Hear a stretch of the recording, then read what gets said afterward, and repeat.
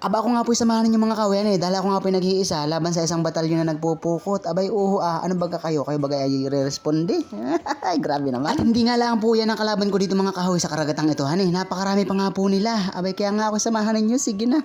Abay huwey! Abay din na naman ako guys. At kung bago ka pala po sa channel na ito abay di mag-follow ka na. Dali mo. At ang spot nga lang po pala na napuntahan ko mga kawayan abay dito nga lang po sa may barangay Bubuin, Infanta Quezon. At kung bagang una kong plano sa Dinahican at saka Lubayat. Kaya wala naman akong kasama. Nakakalungkot naman. Dito ko nga po naisipang pumunta mga kawayan dahil kung bagay magbabaka sakali ako mamiwas dun sa karagatan kung makakatsa ba ng talakitok at pero pag hindi naman kita pinaladan abay di malapit ang dalagan dito kasi mandalag na lang ay talaga naman. At dahil nga po dagat muna ang ating rumbong mga kawayan ay ang gagamitin natin yung pantalakitok itong ating jigging na nakit 10 grams lang ayan ay napakagandang gamitin kapag may talakitok pero pag wala ay masama siya. Let's go. Napapansin ko man din mga kahoyan kapag ako nag day off na ay maulan na. Samantala nung kasagsagan ako nagtatrabaho ay banta kang init. Nakakasura din minsan.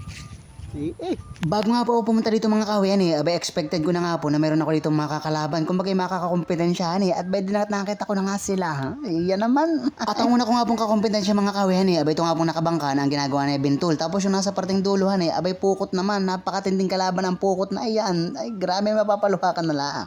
Dito pa nga lang po mga kawayan abay napaisip na nga po ako na ano kaya ako mandalag na lang kaya nga lang mga kawayan dahil sa kagustuhan ko nga baka makatsamba ng talkay ito ako nagdiretso pa din. At kung bagay nagbabaka sakali nga po ako mga kawayan nasa ilog nga po ng barangay Pinaglapatan ay makakatsamba ako ng magagandang klaseng isda. Kaya nga lang po ibay may nagtatabog naman dito. Grabe naman kayo sa amin. At sa akin nga pong paglalakad pabalik mga kawayan abay ako nakakita nga po ng napakagandang spot dito na pwedeng pagkampingan. Abay talagang napakaganda maglagay ng tent diyan tapos marami pang gatong ay mga minsan. At nakasalubong na naman nga po ako mga kahoy ng isa na naman kakompetensya. Nagsasaliw-siw naman sila. Grabe naman ho kayo. Nakakatuwa mga kahoy at ang kalabang ko dito ay may nagpupukot kanina. Tapos yung dumadang bangka. Tapos yung nagtatabog. Tapos may nakasalubong pa ako na nagsasaliw-siw. Aba ay talaga naman. Ano laban ko sa inyo?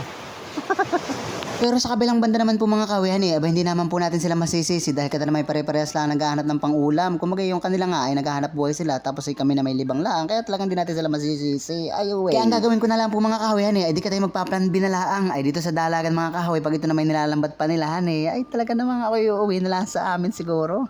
At dahil dalag nga po ang aking hahantingin dito mga kawayan ay ang gagamitin kong pamain ay Fragilor. Kung malaki pa nga po itong aking pamain 10 grams pa ito sana yung mga 5 grams man lang sana At dahil nga po malaki ang aking pamain mga kawayan abay wala na nga po ako ibang ginawa dito kundi na lang bumigos ng bumigwas. Abay bigos na lang ako ng bigos hindi naman nasasabitan. Ano na kayo?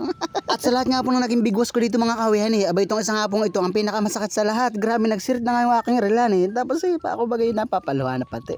Pag bigwas ko nga po nito mga kawayan abay ako nga po ito ang tuwa gawa ng sinabitan po talaga siya tapos nagwala nga siya mga kahoy doon na nga po nagsirit yung aking relan napakalaki pa man din na yan. Abay sa sobrang tuwa ko nga mga kawayan abay ako nga po yung nagmamaigi na diyan abay nakidalagon nga mga kahoy paldo baga naman sa aking huli kaya nga lang maya biglang tumalsik yung aking pamain wala na siya ay naman. Sa sobrang tampo ko nga po man din mga kahoy kahit nga po ako nakahuli na lang isa hindi ko po yan inuwi mga kahoy pinakawalan ko yan kahit medyo malaki na siya ay nakakatamputa naman.